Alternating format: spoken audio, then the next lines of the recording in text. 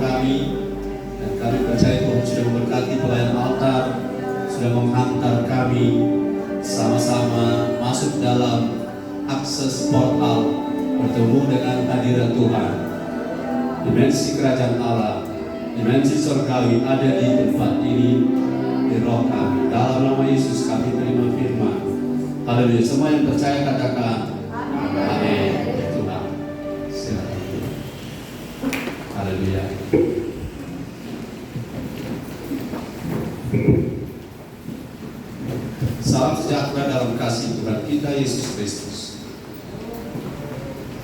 Shalom.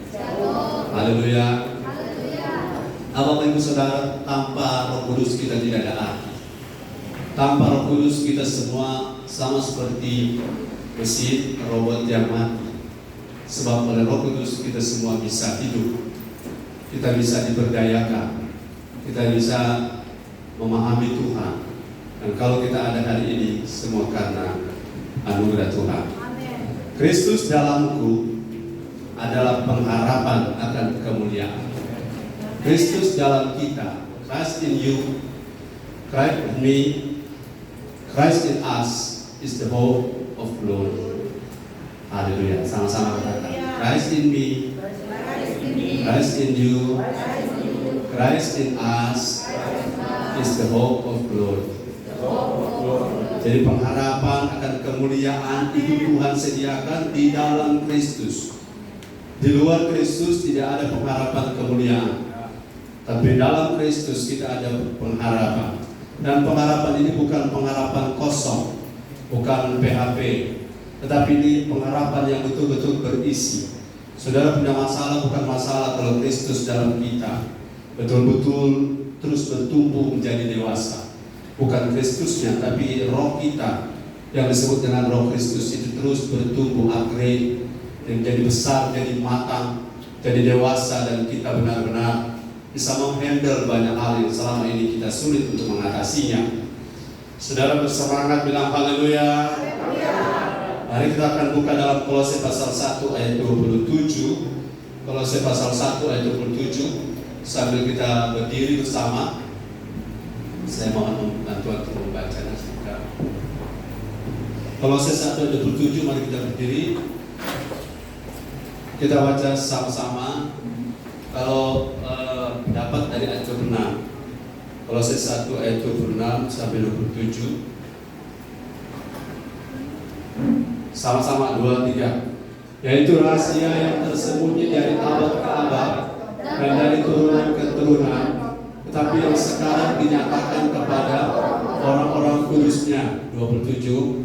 Kepada mereka Allah mau memberitahukan betapa kaya dan mulianya rahasia itu di antara bangsa-bangsa lain, yaitu Kristus ada di tengah-tengah kamu, Kristus yang adalah pengharapan akan kemuliaan.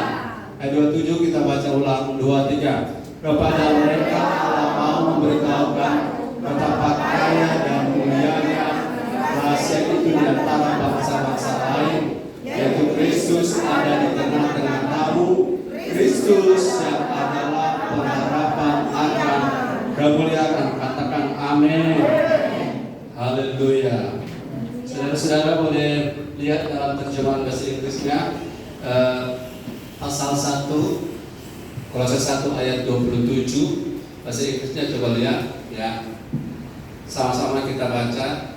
2, 3. To whom God would make known what is the riches of the glory of His mystery among the Gentiles, which is Christ in you, the hope of glory. Hallelujah. Christ in me, Christ in you is the hope of glory. Dikasih koma. The hope of glory is Jesus, is Christ in me. Kristus dalam kita adalah pengharapan akan kemuliaan. Saudara-saudara ingin dimuliakan? Saudara, kata mulia itu bahasa Ibrani adalah kabod. Kabod, katakan kabod. Kabod itu menunjuk kepada ada 9 dengan kata Yunaninya yaitu doxa.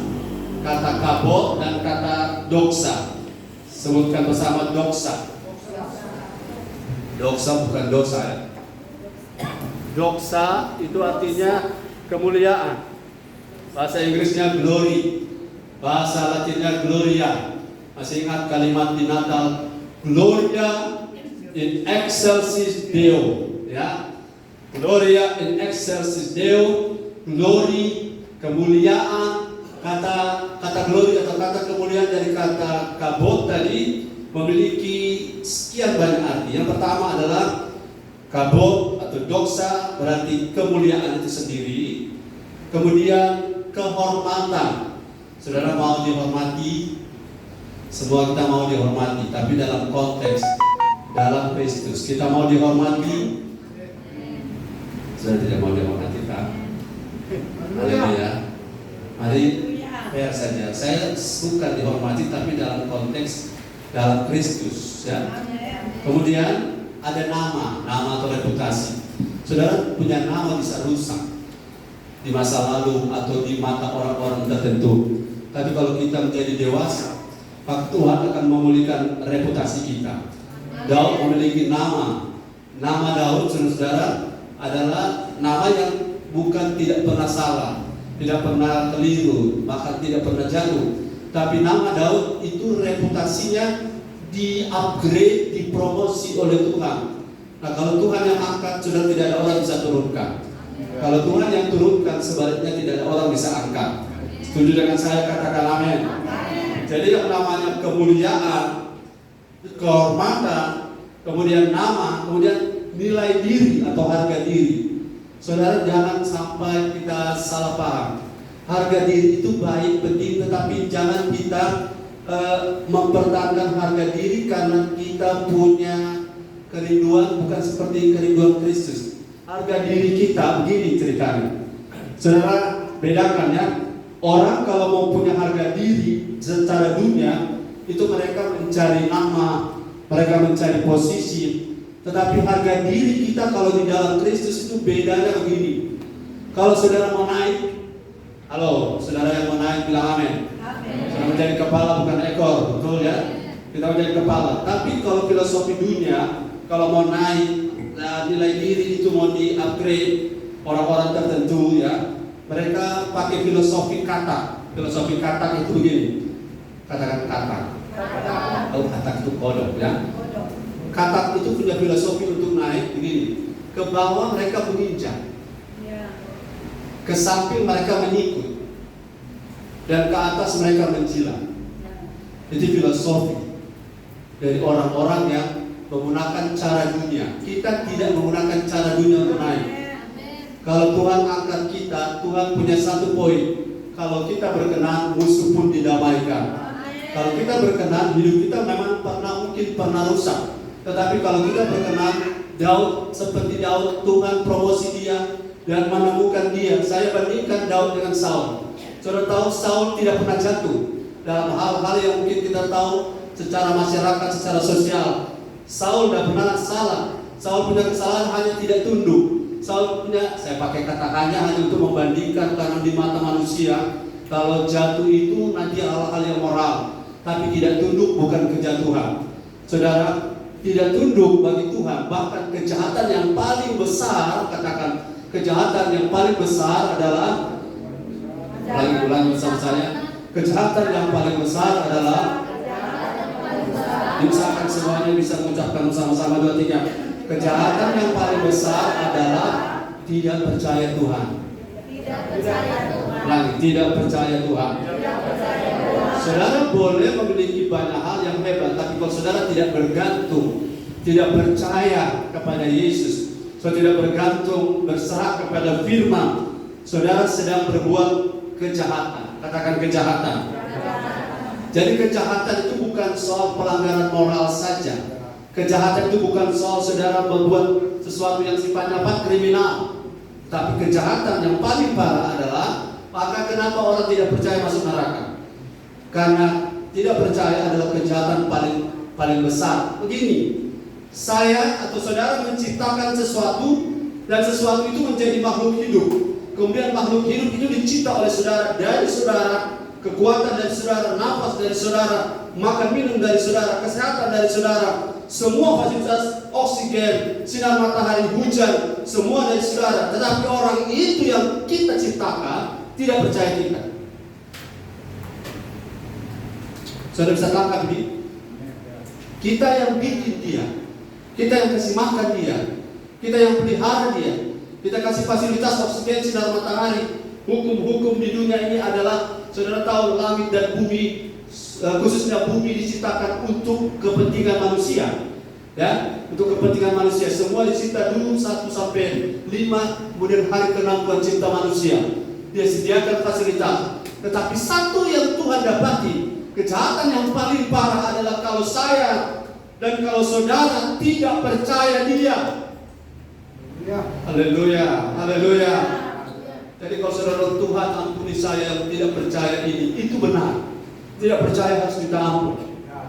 Karena tidak percaya sama dengan meragukan Tuhan. Sama dengan saudara menganggap Tuhan itu tidak ada apa-apanya. Tuhan itu sanggup mengubah banyak hal. Amin. Tuhan bisa merubah saudara air menjadi anggur. Tuhan bisa merubah 5 ketul roti, 2 ekor ikan dimakan 5.000 orang. Tapi apakah itu cukup? Itu tidak percaya namanya. Saudara mengerti tidak mengerti, saya mau belajar untuk percaya kepada Tuhan. Saya paham atau tidak paham, saya belajar berserah pada Tuhan. I surrender kepada apa yang Tuhan buat, selalu tidak pernah salah. Tuhan buat selalu baik, katakan amin. Dan kebaikan Tuhan tidak pernah berubah. Dan Dan kalau Tuhan berbuat baik, walaupun caranya di mata kita, prosesnya seperti kalau saudara menjadi kupu-kupu, saudara jadi ulat, diubah masuk ke dalam kepompongan. Maka kalau salah cara. Maka kalau saudara ada di dalam masa fase kepompong, saudara akan salah paham dengan Tuhan kalau saudara tidak tahu tujuan akhirnya. Saudara dengar firman seperti masuk dalam kepompong, bukan? Kalau kita tidak boleh ini, tidak boleh itu, diarahkan seperti dibungkus oleh banyak hal. Tetapi saudara sabarlah, karena satu waktu satu saat saudara akan keluar seperti butterfly. Keluar seperti kepompong, dulunya saudara ulat yang menggelikan. Tapi kemudian ketika proses yang saudara tidak mengerti cara Tuhan. Saudara, kalau dunia mau enak caranya, tapi Tuhan lebih mengerti cara yang terbaik untuk membentuk kita. Dan kalau Dia membentuk kita, ujungnya kita keluar seperti kupu-kupu. Saya sarankan jangan keluar sebelum waktunya. Amin. Jangan keluar sebelum waktunya. Saudara tahu sebelum waktunya saudara keluar, orang-orang itu mau cepat angkat atau promosi diri. Harga diri kita Tuhan yang promosi. Tuhan yang angkat. Stop angka diri. Bilang kita stop angka diri. Kalau mereka tolak, bersikaplah benar. Amin. Kalau mereka lupakan, syukuri hal itu. Kalau mereka orang lalu bilang pali, orang taruh di kaki, orang taruh, terimalah itu apa adanya. Karena apa, satu waktu saudara Tuhan akan berperang ganti kita. Karena belum waktunya bagi Tuhan, berarti Tuhan belum akan bela kita. Jadi harga diri jangan dikejar. Haleluya. Pernah dengar nggak orang bilang begini, dari kecil sampai saat ini tapi bapak nggak pernah bikin begini, tidak pernah.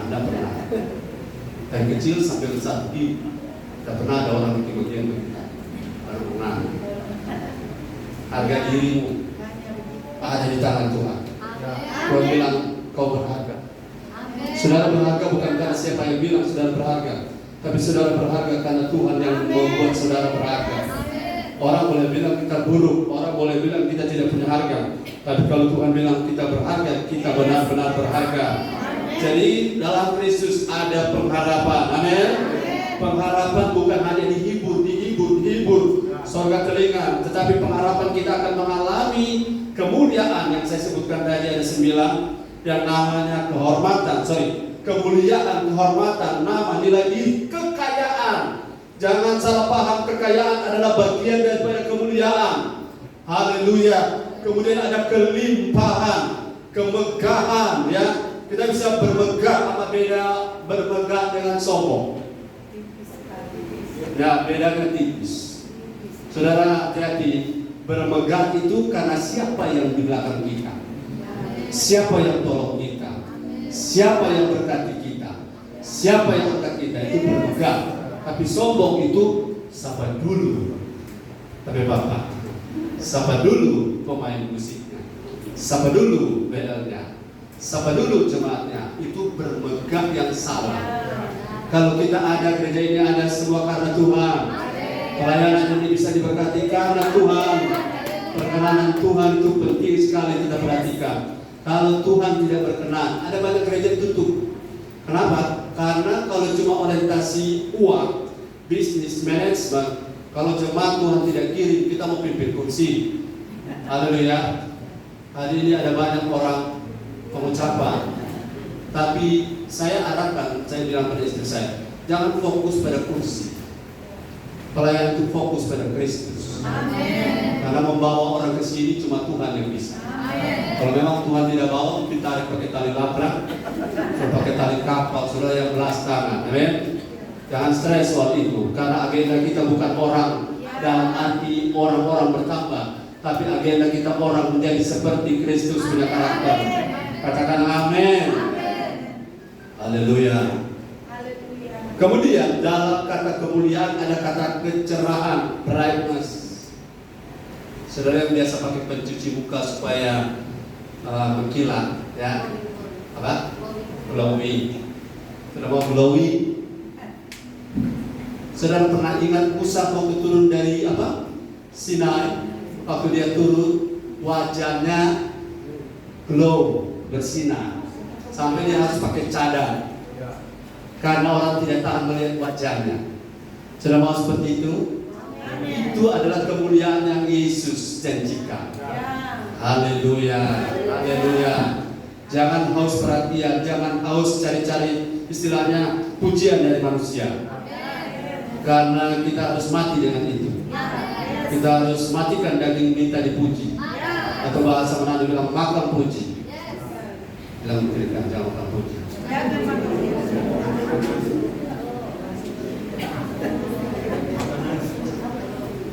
Ada nasi boleh. Akan puji. Makan puji itu begini. Sasadiki posting selfie. Sasadiki wajahnya yang tampil. Kalau orang lain yang posting wajah kita, itu promosi dari Tuhan. Amin. Berhentilah promosi diri sendiri. Karena itu bukan cara Tuhan. Cara Tuhan adalah Tuhan angkat kita. Orang lain Tuhan pakai untuk promosi saudara. Karena memang kalau Tuhan berkenan, Tuhan akan angkat seperti Daud. Orang banyak tidak suka Daud. Oke, orang banyak tidak suka saudara. Orang banyak tidak suka kita. Tapi kita naik atau turun bukan tergantung orang banyak. Tergantung siapa? Tergantung Tuhan. Kemudian ada kemegahan, kecerahan, ada promosi. Saudara akan di-exalt, saudara akan ditinggikan. Saudara mau ditinggikan? Haleluya. Jangan pakai falsafah, filosofi kata. No. Jangan menginjak orang. Haleluya. Dia pintar, man. Itu menginjak orang. Dia diurapi, man. Menginjak orang. Berhenti. Karena apa yang kau tabur itu akan kau tuai. Ukuran yang kau pakai untuk mengukur akan diukurkan kepadamu. Angkat orang. Amin. Angkat orang. Kalau bicara tentang orang lain, Tuhan pakai dia. Memang benar Tuhan pakai dia. Jangan kita saling mengatakan begini. Cuma Tuhan yang benar. Cuma satu-satunya Tuhan yang benar. Memang kalau soal makanan firman, jangan makan sembarang. Amin. Lebih aman makanan firman dari orang tua saudara. Tapi kalau pemakaian Tuhan bukan cuma satu orang Tuhan pakai. Banyak orang di bidang-bidang yang berbeda dan di level-level yang berbeda. Kalau saudara sudah di level tinggi, jangan menghina yang level di bawah. Amin. Jangan saudara level di bawah mencemooh orang level di atas. Karena semua kita menurut tingkatan pertumbuhan kita masing-masing. Kita bisa saling menerima, saling memberkati. Cuma masalahnya kalau dari dulu sampai sekarang tetap sama Tuhan Yesus tidak pernah berubah. Soalnya lagi ceritanya. Dan dulu marah-marah sampai sekarang emosinya meledak-ledak. Itu harus berubah. Katakan amin. Karena level kita beda-beda, tapi kita tidak boleh merasa kita lebih benar. Kemarin saya tidak sempat selesaikan. Salah satu ciri dari orang yang mencuri kemuliaan Tuhan adalah roh agamawi. Katakan roh agamawi. Roh agamawi itu apa? Siapa yang bisa bantu saya? Saya kasih hadiah minuman ini kalau masih ada. Roh agamawi itu apa? Contoh. Satu saja orang yang bisa mencontohkan roh agamawi. Jemaat. Roh agamawi itu apa? Simple saja. Roh agamawi adalah, kalau tidak ada saya bantu, merasa lebih rohani dari orang lain. Setiap ketemu orang, mana? Saya ajarkan kalau menginjil, kalau saudara langsung bilang, mana itu, lihat kita rohani luar biasa. Anak-anak masuk gereja, ini sok rohani, saudara. Orang rohani itu tidak mengupload, tidak membanggakan kerohaniannya. Karena orang rohani itu Tuhan yang lihat, amin. Ukurannya Tuhan, haleluya. Kalau saudara bilang saudara rohani, saya curiga saudara tidak rohani. Karena kerohanian tidak boleh disombongkan. Tapi bukan berarti saudara tidak perlu untuk kalau saudara mau kuatkan orang lain dan apakah saudara belajar sabar. Saudara harus bilang, saya Tuhan ajar untuk belajar sabar. Tapi kesabaran saya bukan berarti saya lebih hebat dari kamu. Kesabaran saya memang sudah naturnya memang harus sabar. Sabar bukan untuk dibangga-banggakan, katakan amin. Sabar adalah memang natur kita. Natur. Sebagaimana udang yang ketan kalau telah rebus menjadi merah, itu natur kita. Sabar itu bukan kebanggaan. Katakan amin.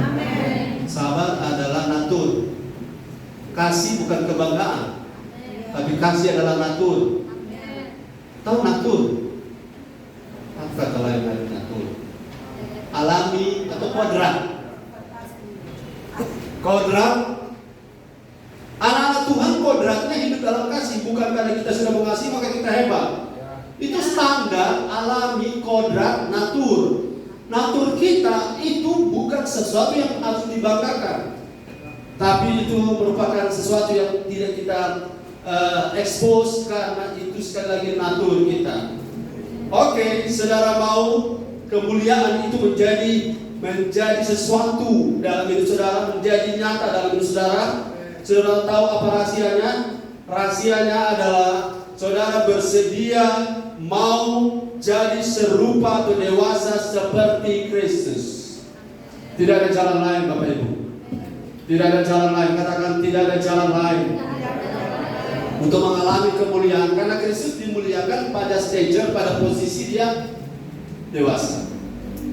Jadi kalau saudara pengen jadi seperti Kristus, maka janji tentang kemuliaan yang diberikan kepadanya, contoh, nama di atas segala nama, Tuhan di atas segala Tuhan, Raja di atas segala Raja, kita tidak akan seperti itu. Saya ulangi, kita tidak akan seperti itu. Tetapi bagaimana dia ditinggikan, dia dihormati dalam konteks dia dan konteks kita berbeda, tetapi itu sama akan kita alami.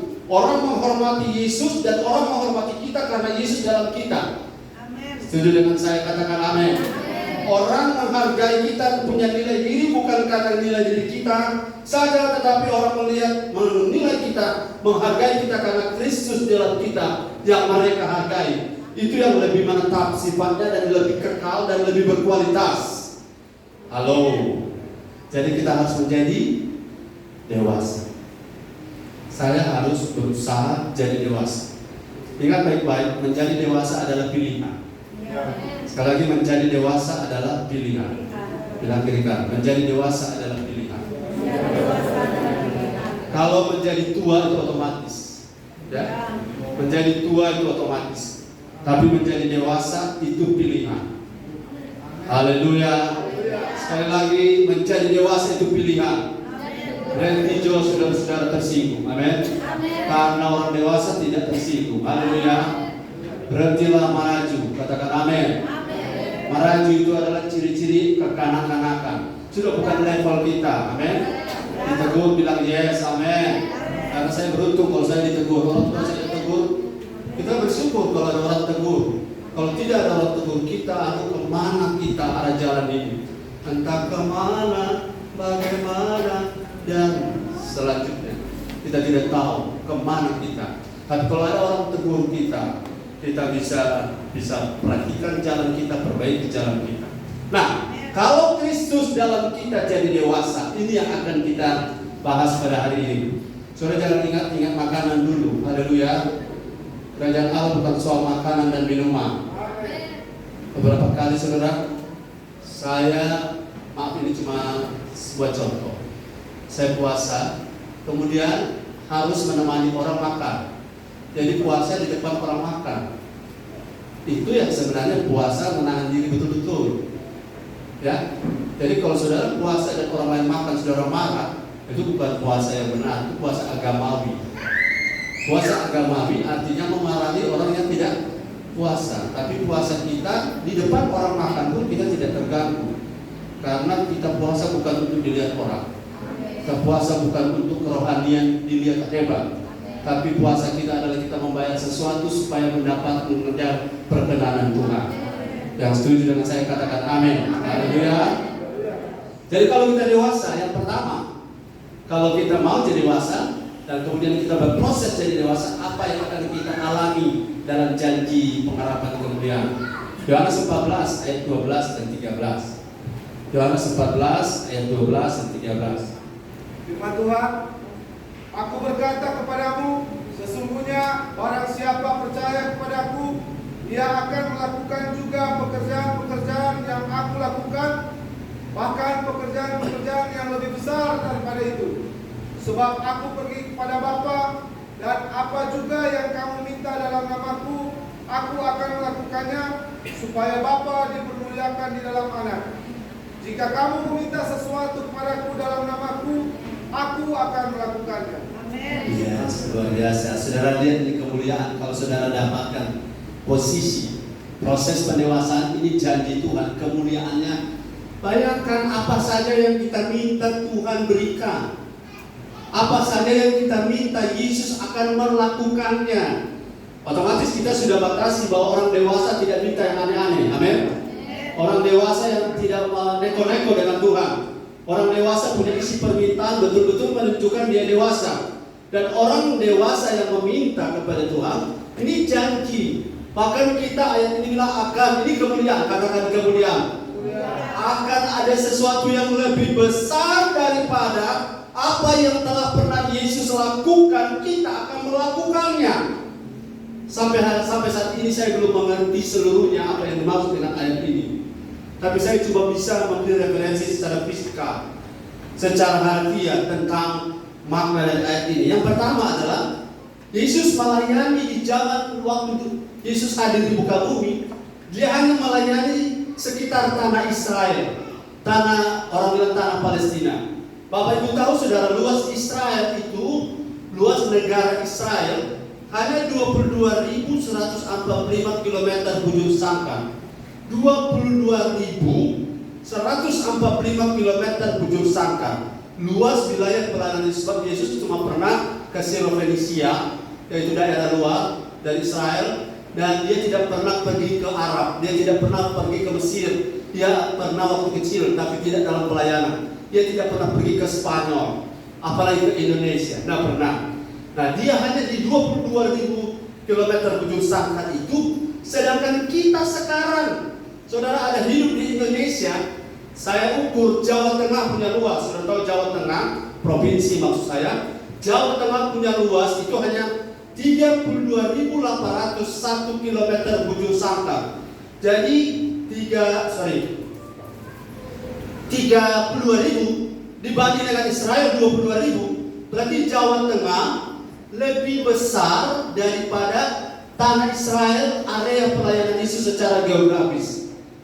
Sementara saudara dan saya ada yang sudah sampai Talaut, ada yang sampai Papua, ada yang sampai Balikpapan, ada yang sampai Jakarta, Singapura kita, bahkan ada yang sudah ke Israel. Saudara punya area pelayanan, kalau bilang lebih besar secara matematis dan secara geografis. Kita punya kemampuan menjangkau sekarang. Saudara tinggal tunggu panggilan Tuhan, kita mau kemana nanti berikut. Tapi Yesus di zaman itu hanya seputar 22.000 km bujur sangkar area itu. Di luarnya tidak pernah dia kunjungi karena waktunya juga tidak panjang. Saudara punya kesempatan, haleluya. Provinsi Sulawesi Utara lebih kecil dari Israel, tapi kita sudah kemana-mana. Dan saya yakin ini hal yang sederhana untuk kita bayangkan betapa hebat, betapa mulia, betapa kemuliaan yang Tuhan janjikan pada kita secara geografis lebih luas daripada apa Yesus sendiri pernah lakukan. Yang kedua, Tuhan Yesus hanya melayani khusus orang Yahudi.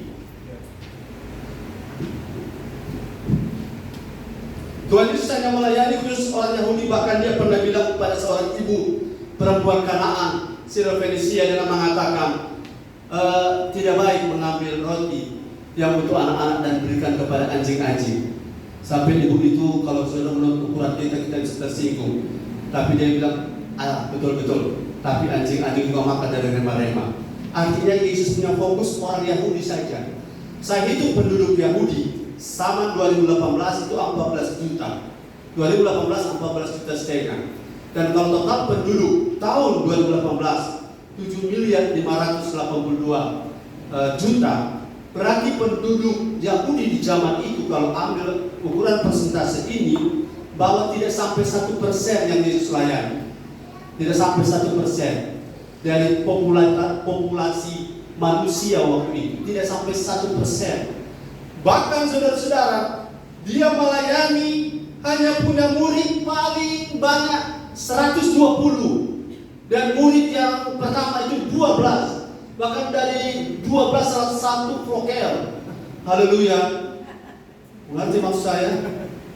Saudara ada di satu kesempatan. Saudara ada di kesempatan yang sekarang 7 miliar lebih. Saudara bisa jangkau mereka lewat IG.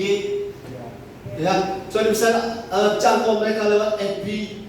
Itu sebabnya jangan saudara status pengeluhan di FB. Jangan status berpusat pada diri sendiri.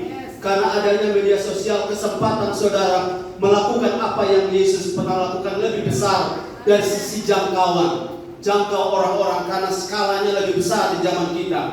Saudara yang percaya bilang amin. Saudara akan menjadi berkat lebih daripada ukuran jumlah populasi waktu itu. Hanya 0,002% penduduk Yahudi seluruh dunia sekarang. Tetapi sekarang sudah segala bangsa bisa dijangkau oleh kita karena kita memiliki sarananya. Luar biasa zaman internet ini. Saudara jangan gunakan internet itu sesuatu yang tidak memuliakan Tuhan. Haleluya. Haleluya. Dan Yesus melayani full. Yesus melayani full hanya 3,5 tahun. Hanya 3,5 tahun. Dan itu dimulai umur 30. Umur 30. Yesus melayani umur 30, 3,5 tahun saja. Itu orang sekarang umur 12 melayani. Yesus umur berapa? 13. Umur 13 melayani. Yesus melayani umur 30. Dia melayani 3,5 tahun. Orang ini sudah berpuluh-puluh tahun melayani. Luar biasa. Wah, Yesus punya luar biasa, saudara. Itu yang sedang bergerak ke arah sana, ya. Orang-orang mengikuti Yesus bukan karena nama seperti yang kita biasa dengar saat ini, tapi karena siapa Yesus. Orang-orang mengikuti karena Dia Tuhan. Amin. Dan ini adalah suatu harapan bagi kita, pengharapan kita luar biasa. Saudara, Yesus melayani hanya 12 murid. Penduduk dunia yang Kristen sekarang, penduduk dunia yang Kristen itu 2,3 miliar. 2,3 miliar. Haleluya. 1% saja dari mereka, 1% dari mereka dari 2,3 miliar itu 23 juta orang. 1% saja dari penduduk dunia yang bisa layani. Dan Yesus melayani hanya 12 dan ada sekitar tadi belum cukup 1% penduduk Yahudi. Dan tidak semua ketemu Yesus waktu itu. Dan kita sekarang luar biasa. 1% bersama Yesus, 1% kita 1%, berarti ada 23 juta orang yang bisa kita jangkau. Menurut apa yang saya catat di sini, pelayanan kita akan lebih dahsyat, lebih hebat. Yang penting jangan berdiam diri, jangan puas diri. Jangan berfokus pada diri sendiri. Karena satu waktu saudara tidak akan punya waktu lagi karena banyak promosi dari Tuhan yang akan Tuhan berikan kepada saudara. Fokus kepada Kristus. Amin. Jangan fokus kepada agenda pribadimu. Karena Tuhan mau kita lebih dari pemenang. Kita dipakai Tuhan dengan skala yang lebih besar lagi. Kamu akan menjadi saksiku baik di Yerusalem, Yudea, Samaria, bahkan sampai ke ujung bumi, sampai ke seluruh bumi. Saudara mau seperti itu? Amin. Haleluya. Itu yang pertama. Yang kedua, saudara-saudara, yang kedua, tapi sebelum lanjut yang kedua, Roma 8 ayat 29 sampai 30. Roma 8 ayat 29 sampai 30. Firman Tuhan. Ya. Sebab semua orang yang dipilihnya dari semula, mereka juga ditentukannya dari semula untuk menjadi serupa dengan gambaran anaknya, supaya dia anaknya itu menjadi yang sulung di antara banyak saudara. 30. Dan mereka yang ditentukannya dari semula, mereka itu juga dipanggilnya, dan mereka yang dipanggilnya, mereka itu juga dibenarkannya, dan mereka yang dibenarkannya, mereka itu juga dimuliakannya. Yes, ini ayat yang harusnya saya baca di awal tadi. Orang yang mau jadi serupa Kristus, ayat 29, ayat 30 bilang, mereka semua itu akan dimuliakan Tuhan. Haleluya. Kita semua yang menjadi serupa Kristus akan dimuliakan, mendapatkan kehormatan, promosi, kecerahan, kelimpahan, kekayaan. Itu janji Tuhan. Bagian yang kedua, kalau Kristus dalam kita, katakan, kalau Kristus dalam saya, kalau Kristus dalam saya, maksudnya roh kita yang memiliki roh Kristus itu dalam saya, itu menjadi dewasa, kita akan mengalami Filipi 4 ayat 7. Filipi 4 ayat 7, ya. Firman Tuhan, damai sejahtera Allah yang melampaui segala akal, Amin, akan memelihara hati dan pikiranmu dalam Amin. Yesus. Haleluya. Damai sejahtera Allah. Perhatikan kalimat yang paling terakhir, dalam Kristus Yesus. Inti kekristenan adalah Kristus dalam kita, kita dalam Kristus. Ulangi, Kristus dalam kita, kita dalam Kristus. Di luar itu kita akan miss. Kristus dalam kita, kita dalam Kristus. Haleluya. Haleluya. Dan kalau kita dalam Kristus dan Kristus dalam kita yang adalah roh kita yang disebut dengan roh Kristus itu menjadi dewasa, maka kita akan mengalami damai sejahtera Allah yang melampaui segala akal. Haleluya. Damai sejahtera Allah yang melampaui segala akal akan memelihara hati dan pikiran kita dalam Kristus Yesus. Saudara lihat orang tenang-tenang, tapi saudara tidak pernah tahu internal konflik di dalam. Saudara tidak bisa tebak internal konflik di dalam kita. Penyebab dari tidak ada damai di hati adalah internal konflik. Saudara, internal konflik itu berseliweran di pikiran. Pikiran itu, saya punya teori. Saudara kalau punya pikiran lagi berseliweran, saudara punya pikiran lagi mengambang atau kemana-mana, lakukan ini. Saya punya bahasa sederhana. Kalau dia datang skip, kalau dia paksa skop, kalau dia masih bertahan ska, mesti lebih dulu ska kan? Kalau dia datang skip, kalau dia masih bertahan ska, kalau dia masih kuat sko, lebih terakhir kurang skep. Skep itu apa? Pengki, angka debu. Karena peperangan kita adalah konflik kita di dalam pikiran yang membuat damai sejahtera kita hilang. Maka damai sejahtera Allah yang melampaui segala akal akan memelihara hati dan pikiran kita dalam Kristus Yesus. Haleluya. Luar biasa saudara. Saya berkhotbah ini pikiran juga berjalan. Karena kita lihat itu angka pelayan altar sudah turun dan balik-balik. Haleluya. Skip deh. Ska, skop, dan skep. Karena damai itu bergantung pada apa yang saudara dan saya pikirkan. Pikiranmu akan mempengaruhi suasana hatimu. Pikir yang baik, amin. Pikir yang benar, amin. Pikir yang memberkati orang lain. Jangan pikirkan kejelekan orang lain. Jangan pikirkan kekurangan orang lain. Jangan pikirkan negatifnya orang lain. Sebentar kalau orang lain kita merengek. Satu.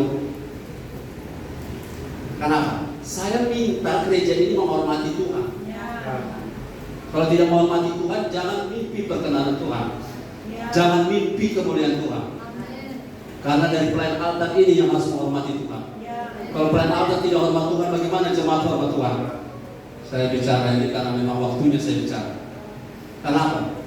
Gereja ini tidak kejar jumlah. Visi kita adalah menjadi seperti Kristus. Kalau tidak bisa sejalan, silakan minggir. Karena Tuhan punya di gereja. Katakan amin. Haleluya. Jadi damai sejahtera Allah yang melampaui segala akal akan bekerja di pikiran kalau kita punya Kristus dalam roh kita, dalam hati kita, dalam jiwa kita. Itu mendominasi kita menjadi matang, menjadi dewasa. Haleluya. Jadi dewasa, jadi matang. Saya percaya saudara tidak ada yang mustahil kalau orang punya konflik di dalam hati. Kalau roh kita kuat. Mari kita lihat Roma 14 ayat 17. Roma 14 ayat 17. Roma 14 ayat yang ke-17 firman Tuhan. Sebab kerajaan Allah bukanlah soal makanan dan minuman, tetapi soal kebenaran, damai sejahtera, dan sukacita oleh Roh Kudus. Haleluya. Soal apa? Kebenaran, damai sejahtera, sukacita oleh Roh Kudus. Bagaimana terapi hati tidak mau kacau balau, tidak mau galau. Sementara dengar firman, ada orang telepon, kenapa GoFood sudah datang? Turun pihak itu makanan. Kalau ada yang pada begitu, makanan itu jangan tawarkan pada gembala. Kerajaan Allah bukan soal makan dan minum. Bang gembala tidak makan, saya makan. Tapi saya lebih menghargai Tuhan daripada makanan.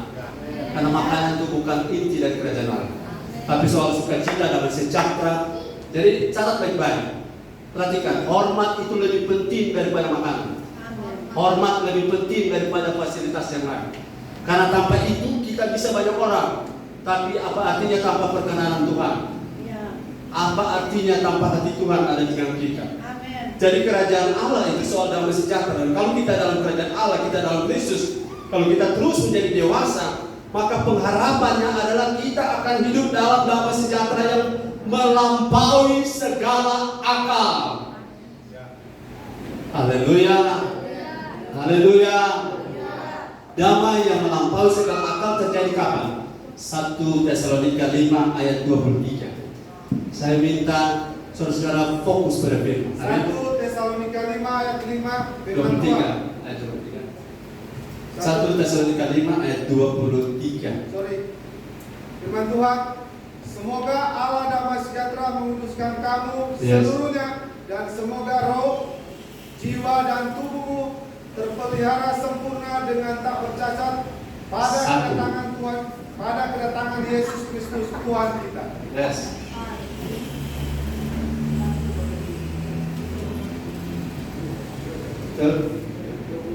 Haleluya. 1 Tesalonika 5 ayat 23. Damai sejahtera adalah sinkronnya roh, jiwa dan tubuh kita. Kalau roh terpelihara, jiwa terpelihara, tubuh juga akan terpelihara. Dan ini kaitan dengan ayat bagian awal adalah Allah damai. Halo, Allah damai sejahtera. Damai sejahtera adalah harmoninya. Ini kalau kita jadi dewasa, ada harmoni antara roh, jiwa, dan tubuh. Selaras, katakan selaras. Kalau roh, jiwa, tubuh kita selaras, haleluya, roh, jiwa, tubuh kita selaras, maka kita akan mendapatkan damai sejahtera. Damai sejahtera itu rasa tenang, rasa puas, rasa aman, tidak ada konflik, tidak ada perang, dan rasa damai ini yang kita butuh. Haleluya. Saya percaya hari ini ada damai sejahtera bukan karena sesuatu di luar kita, tetapi karena Kristus dalam kita. Itulah sumber damai sejahtera kita. Haleluya, haleluya. Yang ketiga, kalau Kristus dalam kita menjadi dewasa, kita memiliki otoritas terhadap iblis. Yes. Galatia 4 ayat 3, kita lomba. Galatia 4 ayat 3. Galatia 4 ayat 3 firman Tuhan, demikian pula kita, selama kita belum akil balik, kita takluk juga kepada roh-roh dunia. Yes. Selama kita belum akil balik, roh dunia akan mempermainkan kita. Kita akil balik, kita berproses jadi dewasa, maka kita akan betul-betul punya otoritas terhadap iblis. 2. Haleluya.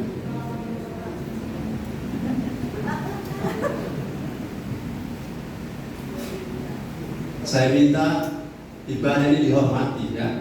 Firman dihormati. 4 yang turun di bawah tadi, yang turun lama tidak naik selama khotbah, sebentar tidak naik lagi ke atas. Yang main hanya satu orang. 3. Haleluya. Lanjut. Matius 16 ayat 18-19. Matius 16 ayat 18 firman Tuhan, dan aku pun berkata kepadamu, engkau adalah Petrus, dan di atas batu karang ini aku akan mendirikan jemaatku, dan alam maut tidak akan menguasainya. Ya, garis bawah itu Alamat 19. Kepadamu akan kuberikan kunci kerajaan surga. Apa yang kau ikat di dunia ini akan terikat di surga, dan apa yang kau lepaskan di dunia ini akan terlepas di surga. Yes, haleluya. Ya. Saya percaya saudara tangkap ayat ini bahwa alam maut tidak akan berkuasa atas kita. Kalau kita punya roh Kristus dalam kita, menjadi dewasa, iblis bukan lagi saingan kita. Iblis bukan lawan kita. Lawan kita yang sebenarnya adalah diri kita sendiri. Haleluya, setuju, katakan amin. Jadi ketika saudara ada sekarang waktu next level, next devil, ampa.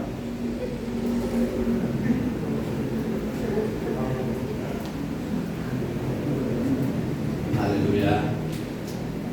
Waktu saudara naik level, next level, next devil. Next level, last devil. Next level, no devil. Amin. Jadi pada waktu kita menjadi dewasa, prosesnya terus upgrade menjadi dewasa, maka saudara akan lihat Satu saat sudah tidak takut lagi terhadap iblis, tidak takut terhadap kerajaan maut. Allah maut tidak berkuasa atas gereja kita. Tetapi kita harus upgrade roh kita, amin. Harus upgrade level kita, haleluya. Saya ulangi, saya tidak tahu, saya tidak marah dengan saudara. Dengan balanya marah, ini ada cuma emosi. Saya sudah berulang-ulang jangan keluar masuk sementara saya firman. Saya sudah bilang berulang-ulang, lain altar dengar baik-baik. Jangan keluar masuk sementara saya firman. Saya lagi emosinya atau lagi urapan saya tidak tahu. Tapi saya minta hormati Tuhan. Saya bilang sementara yang keluar tadi turun ke bawah, dan saudara ke sini dulu. Saudara yang dukung saya bilang amin. Yang dukung saya bilang amin. Anda tahu di mana itu Tuhan PHK. Gembala bisa tidak setuju, tapi saya tegakkan. Lain altar yang tidak hormat Tuhan, stop, naik mimbar. Kau pikir kamu punya Tuhan? Tuhan itu punya salah satu sifat, hormat itu dia tuntut. Dia tuntut. Dia bukan kalau materi terserah saudara beri, ukuran yang dipakai untuk mengukur akan diukurkan kepadamu. Tapi hormat dia tuntut. Maliaki 1 saya keluar konteks, Maliaki 1 ayat 6. Saya ulangi, kalau sementara khotbah jangan turun dan lama-lama di bawah, apapun alasannya. Katakan amin. Maliaki 1 ayat 6 firman Tuhan, seorang anak menghormati bapaknya dan seorang hamba menghormati tuannya. Jika aku ini bapa, di manakah hormat yang kepadaku itu? Jika aku ini tuan, di manakah takut yang kepadaku itu? Firman Tuhan semesta alam kepada kamu, hai para imam yang menghina namaku. Tetapi kamu berkata, dengan cara bagaimanakah kami menghina namamu? Ayat 7, kamu membawa roti cemar ke atas mezbahku, tetapi berkata, dengan cara bagaimanakah kami mencemarkannya? Dengan cara menyangka meja Tuhan boleh dihinakan. Meja Tuhan itu sekitar altar. Meja Tuhan tidak boleh dihinakan. Meja Tuhan harus apa? Dihormati. Katakan dihormati. Dihormati. Perkembangan bicara begini resikonya besar ya. Ya saya tahu. Saya tahu resikonya besar. Tapi Tuhan sudah bicara tadi sementara WL Presiden Wars. Saya Tuhan taruh di hati. Tuhan tidak fokus pada jumlah, tapi Tuhan senang dengan jumlah. Tapi untuk apa kalau jumlah tidak ada rasa hormat pada Tuhan? Tidak ada artinya sama sekali. Apalagi orang-orang di altar ini, orang puasa datang, dia mau datang dan datang, tapi mau tampil mau lebih baik satu orang yang banyak di atas.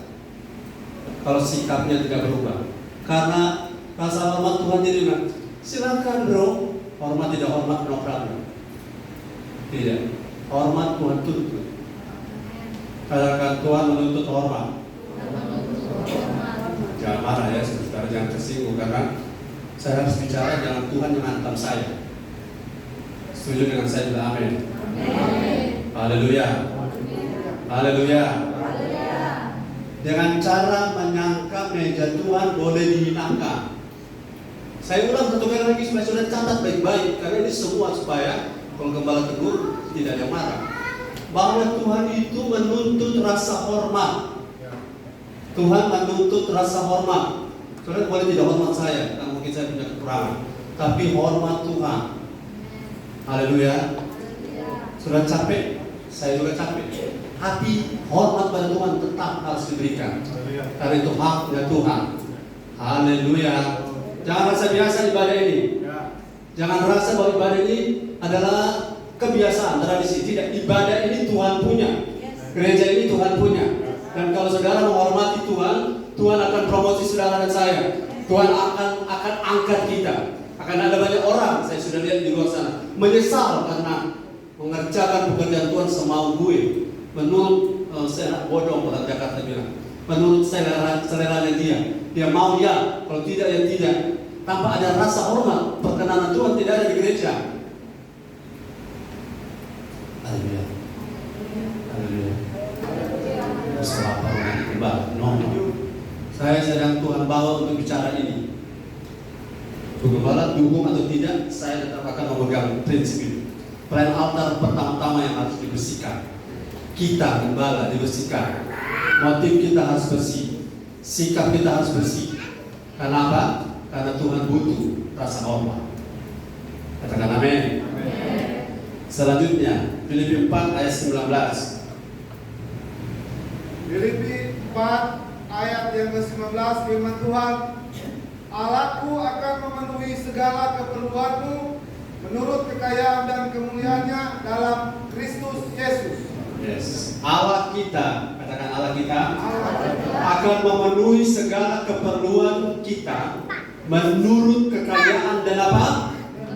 Dan kemuliaan. Haleluya. Kekayaan dan the glory of the Lord, glory of God, itu adalah standar dari yang namanya storehouse, tempat penyimpanan bekal atau kebutuhan kita. Dari sana Tuhan akan supply ketika terus kita berproses jadi dewasa, dan Tuhan melalui Kristus dalam kita, Christ in me is the hope of glory, to supply everything you need. Apapun yang saudara perlukan, Tuhan akan supply. Karena janji kemuliaan, ada kekayaan, ada kelimpahan, ada berkat yang Tuhan sediakan.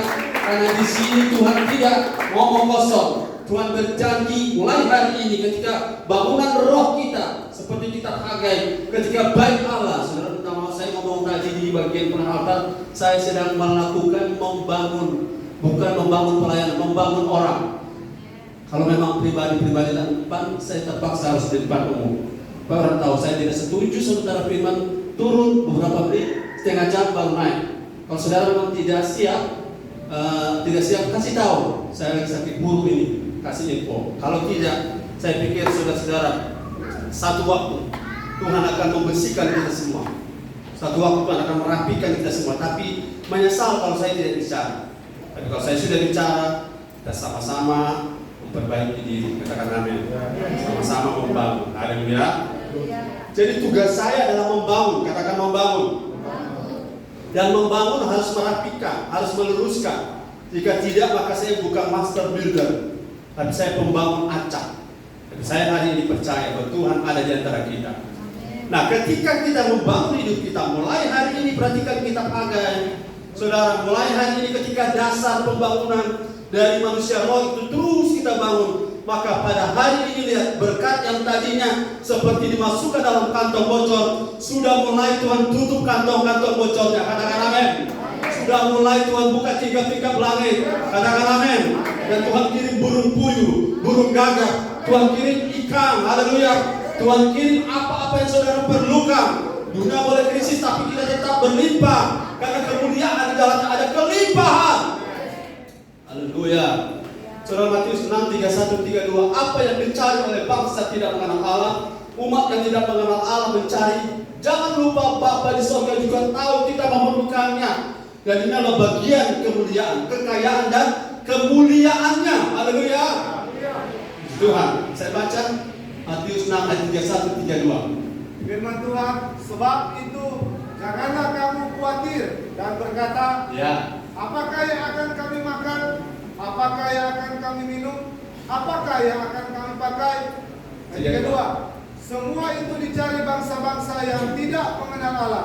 Akan tetapi Bapamu yang di surga tahu bahwa kamu memerlukan semuanya itu. Bapamu di surga tahu bahwa saudara butuh BBM.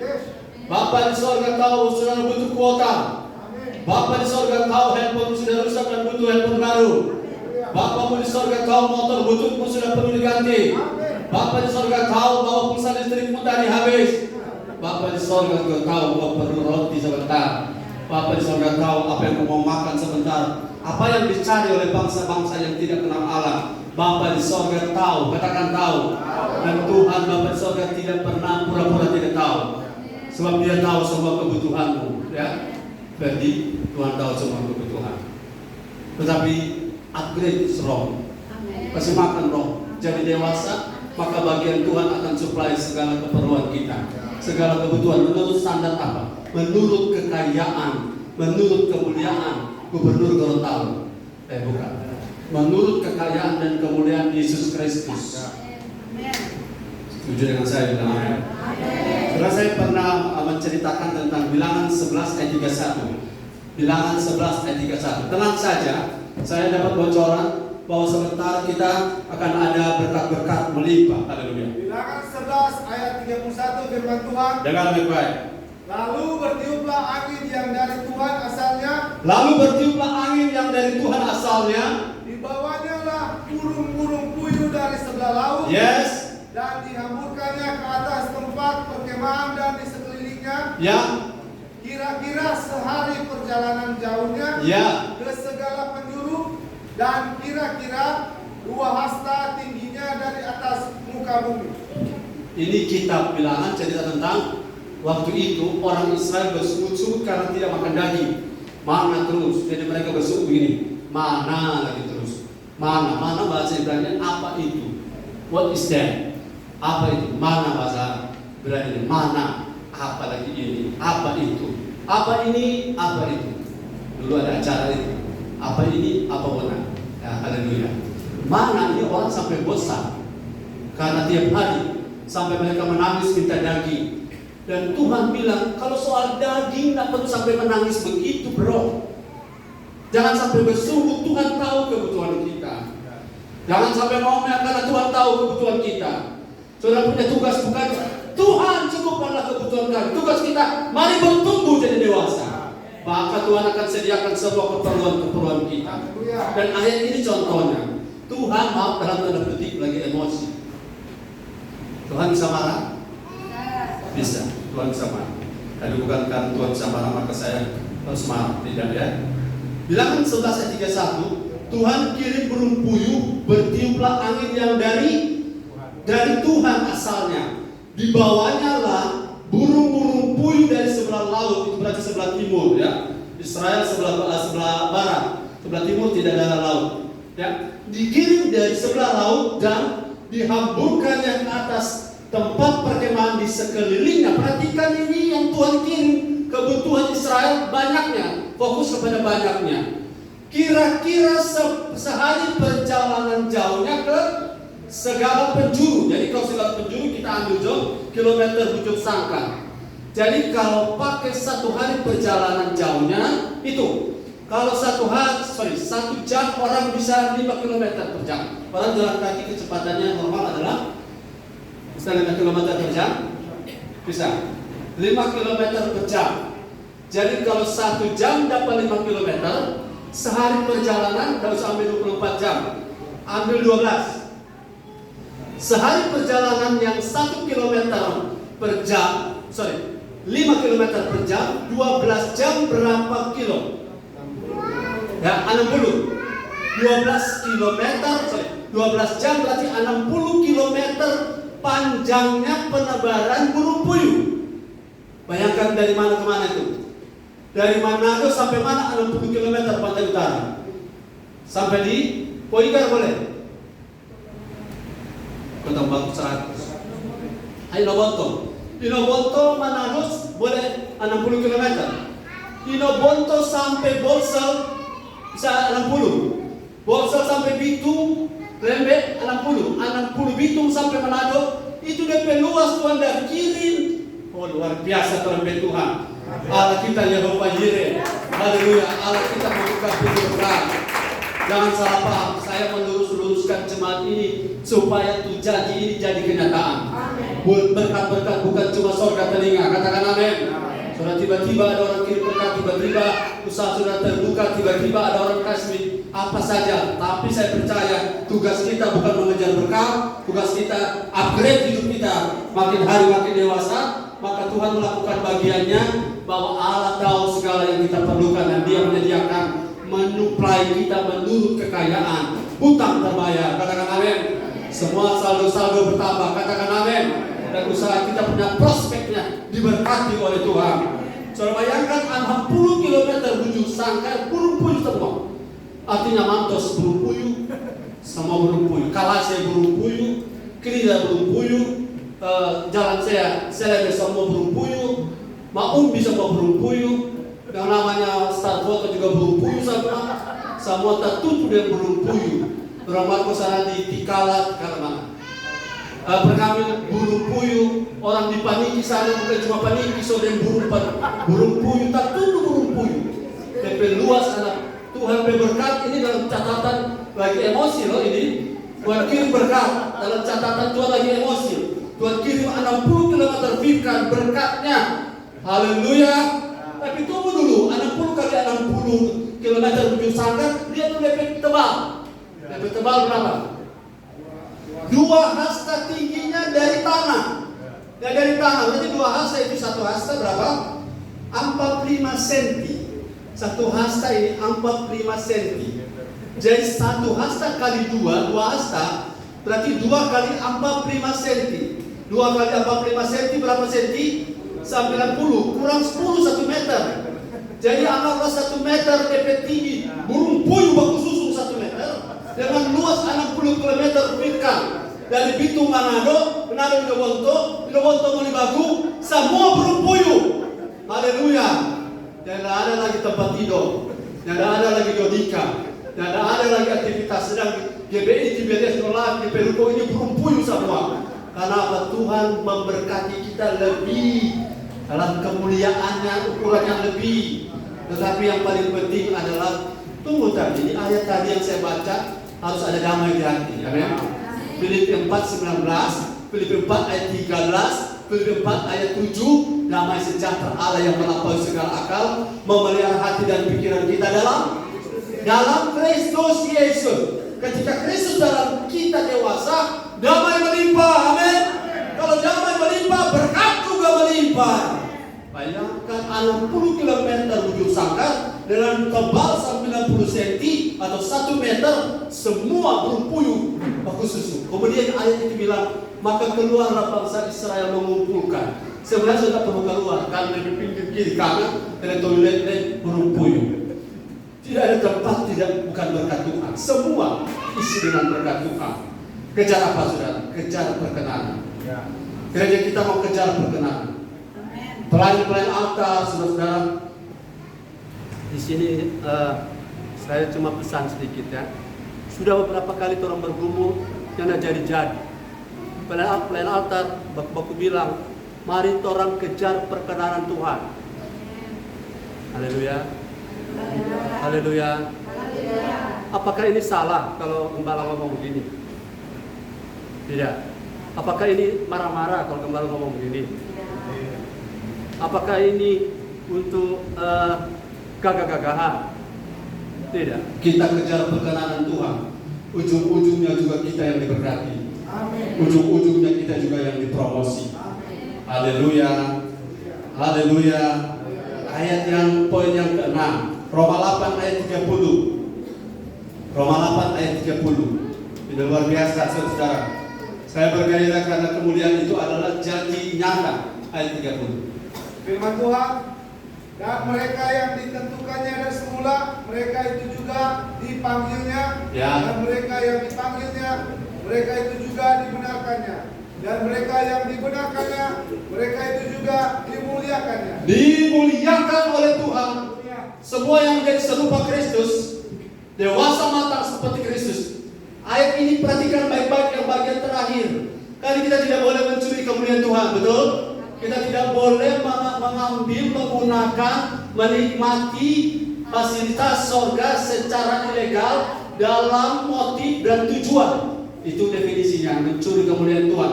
Kita tidak boleh mengambil, menggunakan, menikmati fasilitas sorga dan tadi fasilitas sorga dan secara ilegal dalam hal motif dan tujuan. Tapi kalau kita berkenan, Tuhan yang akan memberikan kita kemuliaan. Halo, mana lebih baik? Mengambil atau diberi? Kita diberi kemuliaan oleh Tuhan. Diberi kemuliaan artinya saya sudah jelaskan tadi, mendapat kemuliaan, mendapat kehormatan, mendapat nama, tapi bukan kita yang cari nama. Amin. Kita mendapat nilai harga diri, kita mendapat kekayaan, kita mendapat kelimpahan, kemegahan, kecerahan, dan promosi ditinggikan oleh Tuhan. Haleluya, haleluya.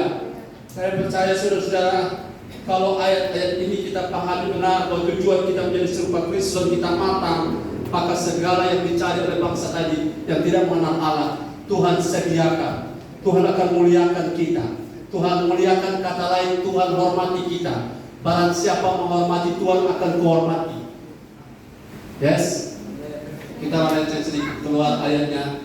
Barang siapa menghormati Tuhan, dia akan kuhormati. Kita tolong bantuan karena keluar konteks. Ayatnya di mana? 1 Samuel pasal 2. Coba lihat. Barang siapa menghormati aku akan kuhormati. Berarti Tuhan bisa menghormati kita? Ya, ayat ini ada. 1 Samuel berapa?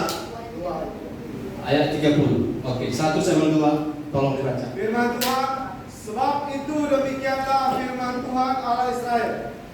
Sesungguhnya aku telah berjanji, keluargamu dan kaummu akan hidup di hadapanku selamanya. Tetapi sekarang, demikianlah firman Tuhan, jauhlah hal itu daripadaku, sebab siapa yang menghormati aku akan kuhormati. Yes. Tetapi siapa yang menghina aku akan dipandang rendah. Yes, terima kasih. Saudara, kita ulang kalimat siapa, sebab siapa. Saya mau saudara tahu bahwa dihormati Tuhan itu mungkin. Itu adalah sebuah harapan. Bukan karena kita menghormati Tuhan dan Tuhan tidak menghormati kita. Ini janji, Tuhan akan menghormati siapa yang menghormati Dia. Jelas ini ayat? Saudara yang merasa ayat ini jelas, bilang amin. Sama-sama mulai dari kata sebab. 2, 3. Sebab siapa yang menghormati aku akan kuhormati, tetapi siapa yang menghina aku akan dipandang rendah. Kalau saudara tanya bagaimana cara menghormati Tuhan? Hormati hadirat Tuhan. Hormati firman Tuhan. Hormati ibadah. Hormati pelayanan. Jangan rasa biasa-biasa. Kalau rasa biasa-biasa berarti kau menghina Tuhan. Orang yang menghina Tuhan tidak akan dihormati Tuhan. Tapi orang yang menghormati Tuhan akan dihormati. Oke, kita sepakat. Kita mau menghormati Tuhan lewat ibadah. Kita mau menghormati Tuhan lewat firman. Kita mau menghormati Tuhan lewat pelayanan. Jangan jangkau sembarang, kau lepas. Kecuali kau sakit. Anakan sesuatu yang tidak masuk akal, kau lepas. Tunda, ganti, sembarangan. Kenapa? Kau rasa biasa-biasa. Kau rasa Tuhan itu boleh. Karena Tuhan itu memahami itu liberal grace. Grace yang benar adalah kata hormat di dalamnya. Kasih karunia yang benar adalah di dalam ada rasa respect, hormat. Karena Tuhan janji, barang siapa menghormati Dia, Dia akan dihormati oleh Tuhan. Haleluya. Ayat yang terakhir. Saya minta ayat terakhir ini seluruh pelayan altar membaca Filipi 4 ayat 13 sambil berdiri. Saudara mau memaafkan saya? Yang mau memaafkan saya bilang amin. Amin. Saya juga memaafkan saudara. Saudara mengampuni saya? Saya juga mengampuni saudara. Dari pelayan altar tadi kembali naik sekitar pelayan. Yang penting tolong komitmen sama-sama. Hargai dan hormati Tuhan. Kalau sementara khotbah jangan keluar mulai beberapa menit setengah jam ke bawah. Siapapun saudara, kecuali rasa puuh, habis, darurat, kasih info ke teman kita, boleh. Tapi intinya hargai Tuhan. Halo, apalagi sampai pulang rumah, bayangkan sebentar khotbah sampai pulang rumah, bukan main. Darah Tuhan Yesus. Dan pulang rumah, mau tidur, mau makan, mau balik ulang. Yang pernah bilang begitu bilang amin. Amin. Betul. Orang bisa pulang rumah makan pada balik. Dan saya lihat tuh gembala bakar bawa pas 1 jam setengah, pas menjelang akhir kalau masuk ulang. Bukan main.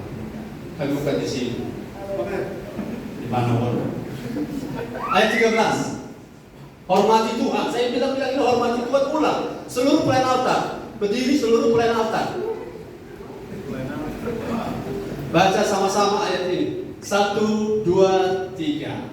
Segala perkara dapat kutanggung di dalam Dia yang memberi kekuatan kepadaku. Di dalam Yesus segala perkara, karena Kristus dalam kita jadi matang, jadi dewasa. Segala perkara, pembentukan, proses, bukan cuma masalah ya. pembentukan, proses, didikan, arahan, semua dapat kutanggung dalam Dia Yesus yang memberi kekuatan kepadaku dari dalam. Semua kita jemaat katakan, segala perkara dapat kutanggung di dalam Yesus yang dalam saya, yang memberi saya kekuatan. Amin. Silakan duduk kepala, mari pelayanan kita nyanyi lagu ini yang terakhir, segala perkara dapat kutanggung.